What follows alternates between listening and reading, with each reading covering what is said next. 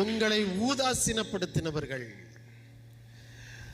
உங்களை ஒரு பொருட்டாக மதிக்காதவர்கள், உங்களுடைய மேன்மையும் நன்மையும் விரும்பாதவர்கள், இன்னைக்கு கர்த்தராகிய இயேசு கிறிஸ்துவினுடைய குணாதிசயத்தில் ஒன்று என்ன தெரியுமா?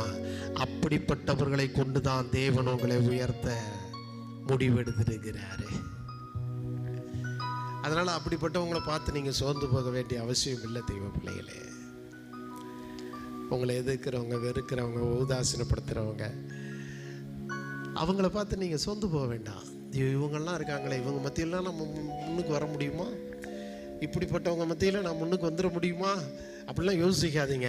அவர்களை வைத்தே கர்த்தர் உங்களை முன்னுக்கு கொண்டு வர வைக்க அவரால் முடியும்.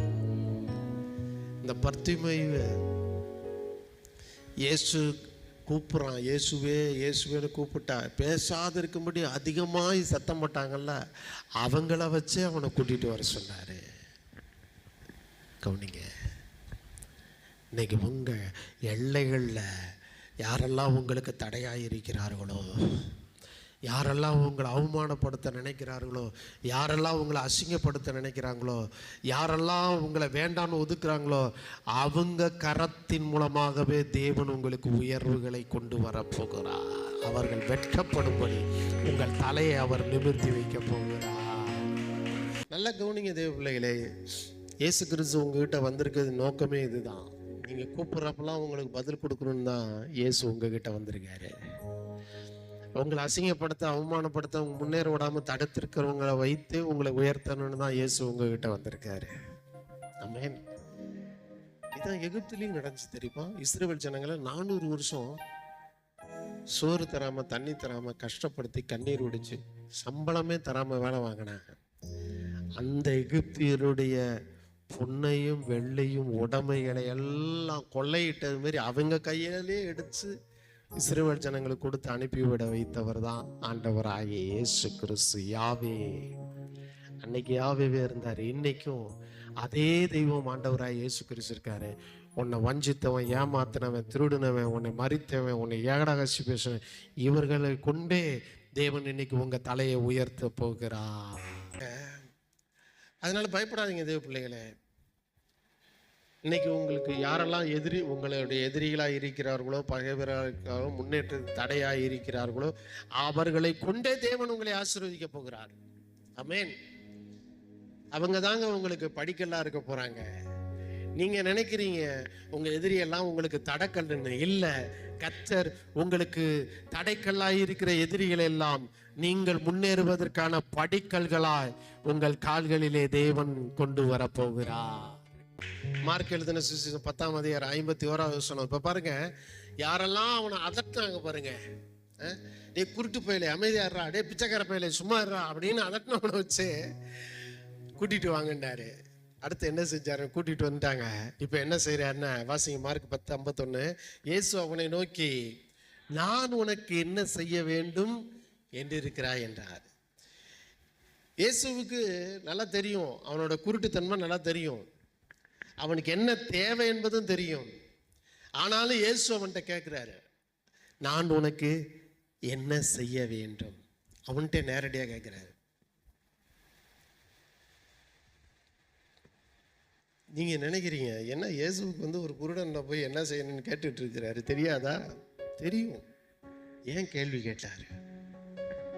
நான் உனக்கு என்ன செய்யணும்னு ஏன் கேட்டார் தெரியுமா? அவனை அண்ட சராசரங்களை படைத்த ஆண்டவராகிய இயேசு கிறிஸ்துவிலே அவர் தகுதிக்கு நேராக வைத்து பார்த்தார். அவனை யாருமே மதிக்கல. ஒரு பிச்சைக்காரனா நினைச்சாங்க, குருட்டு புயலா நினைச்சாங்க, உதவாக்கரையா நினைச்சாங்க. அவனை தனக்கு நிகராக இயேசு கொண்டு வந்து நிறுத்தி தனக்கு நிகராக அவனை நினைத்து பேசுகிறார். நான் உனக்கு என்ன செய்ய வேண்டும் என்று கேட்டார். கர்த்தர் அப்படிதான் உங்ககிட்ட பழக வரேன். உங்ககிட்ட அப்படிதான் கேட்கிறேன், என்ன செய்யணும்? உங்களுக்கு தெரியும் என்ன ஆண்டவர், உங்களுக்கு தெரியாது அப்படின்னு கேட்காதீங்க. அவர் ஏன் பேசுறாருன்னா, ஈக்குவலா பார்க்கிறாரு. உங்களை அவருக்கு ஈக்குவலா பார்க்கிறாரு. இந்த பர்த்திமை குருடனை தனக்கு ஈக்குவலா பார்க்கிறாரு. அதனாலதான் கேட்கிறேன், நான் உனக்கு என்ன செய்யணும்? என் அன்பு தெய்வ பிள்ளைகளே, உங்க விருப்பத்தை அவர் மதிக்கிறார். உங்க ஆசைய அவர் ரெஸ்பெக்ட் பண்றாரு. அதுக்காக தான் கேட்கிறார், நான் உனக்கு என்ன செய்ய வேண்டும். பர்த்திமேயனுடைய விருப்பத்திற்கு மதிப்பு அளிக்கிறார். பர்த்திமேயை தனக்கு ஈடாக, தனக்கு நிகராக பார்க்கிறார்.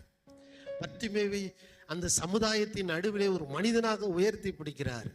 இன்னைக்கு ஆண்டவராய் இயேசு கிறிஸ்துவை உங்க உள்ளத்துல ஏற்றுக்கொள்வீங்கன்னா, எந்த சமுதாயம் உங்க புறக்கணித்ததோ அந்த சமுதாயத்திலே அவர் உங்க தலையை உயர்த்துவதை நீங்கள் பார்க்க முடியும்.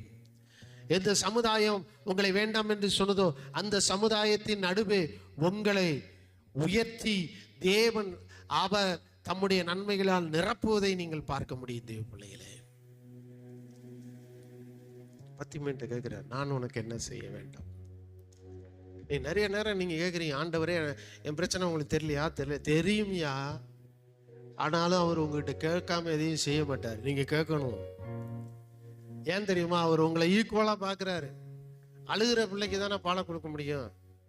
பிள்ளை இயேசுவேன்னு படுத்திருக்கு, தொட்டு இல்லை, பால் கொடுப்பாங்களா எந்த தாயாவது? பிள்ளை தூங்குதுன்னு விட்டுருவாங்க பாரு. அதே பிள்ளை ஒரு சவுண்டு விட்டுச்சுன்னு வைங்களேன், ஓடி வந்து தாய் பாப்பா. அதுக்கு பசிக்குதா? அது பசியினால் அழுகுதா, இல்லை எறும்பு கடிச்சதால் அழுகுதா, இல்லை சூட்டுனால அழுகுதான்லாம் பார்க்க மாட்டாங்க தாய். அழுதா உடனே தூக்கி மார்போடு வைத்து பால் கொடுக்க ஆரம்பிச்சுவாங்க. இன்னைக்கு ஆண்டவராய் இயேசு கிறிஸ்து உங்களுக்கு என்ன வேண்டும்னு உங்ககிட்ட கேட்குறாரு. என்ன வேண்டும்? நீங்க உடனே என்ன ஆண்டவரே எனக்கு தேவையானது உங்களுக்கு தெரியாதா அப்படின்னு கேட்காதீங்க. உங்க விருப்பம், உங்க ஆசை அது உங்க வாயிலிருந்து வரும்போது அவர் தன்னுடைய காதுகள் குளிர கேட்டு அவைகளை உடனே நிறைவேற்றுவதற்காக உங்ககிட்ட கேட்கிறாரு, நான் உனக்கு என்ன செய்ய வேண்டும்.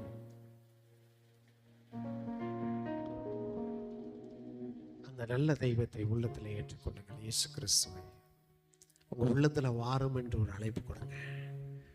மனிதனை மனிதனாக மதிக்காமல் இன்றைக்கு கொலை செய்து கொண்டு, மனிதனை மனிதனாக மதிக்காமல் பல்வேறு தீய செயல்களை செய்து கொண்டு இருக்கிற அந்த மனித குலத்திலே அந்த தேவாதி தேவன் ஒரு சாதாரண குருட்டு பிச்சைக்காரன் இடத்துல வந்து தனக்கு நிகராக அவனை உயர்த்தி என்ன செய்ய வேண்டும் என்று கேட்டார்.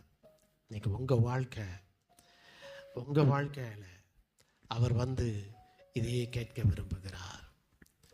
பயப்படாதீங்க, அவரிடத்துல கேளுங்க, அவர் கொடுப்பார். மற்ற 7:7 அப்படித்தான் சொல்றாரு, கேளுங்கள் அப்பொழுது உங்களுக்கு கொடுக்கப்படும், தட்டுங்கள் அப்பொழுது உங்களுக்கு திறக்கப்படும், தேடுங்கள் அப்பொழுது கண்டடைவீர்கள். அப்பொழுதுன்னு சொல்லப்பட்டிருக்கும் அந்த வசனத்துல. கேளுங்கள் அப்பொழுது உங்களுக்கு, அப்பொழுது அப்போ எப்பொழுது? கேட்கும்போது. அதனாலதான் கேட்கிறார் பர்த்திமேயன்ட்ட வந்து, நான் உனக்கு என்ன செய்ய வேண்டும். இன்னைக்கு கர்த்தர் உங்ககிட்ட வந்து என்ன செய்யணும்னு கேட்கிறாரு. வித் யுவர் பெர்மிஷன், அதான் உங்களுடைய அனுமதிக்க தேவை. உங்க வாழ்க்கையில அற்புதம் நடக்கணும், அதிசயம் நடக்கணும்னாலும், ஆச்சரியமான பெரிய காரியத்தை தேவன் செய்ய வேண்டும் என்றாலும் தேவன் உங்களிடத்தில் அனுமதி கேட்கிறார். நான் உனக்கு என்ன செய்ய வேண்டும். நீங்க அனுமதி கொடுத்தா தான் செய்வார். நீங்க என்ன நினைக்கிறீங்க? ஆண்டவருக்கு என் பிரச்சனை தெரியாதா என்ன? கஷ்டம் இல்லப்பா, நீ பெர்மிஷன் கொடு. ஆண்டவரே இதுன்னு சொல்லு, நான் செய்யறேங்கிறாரு. நீங்க சொன்னா அவர் செய்வார், நீங்க கட்டளையிட்டா அதை நிறைவேற்றுவார்.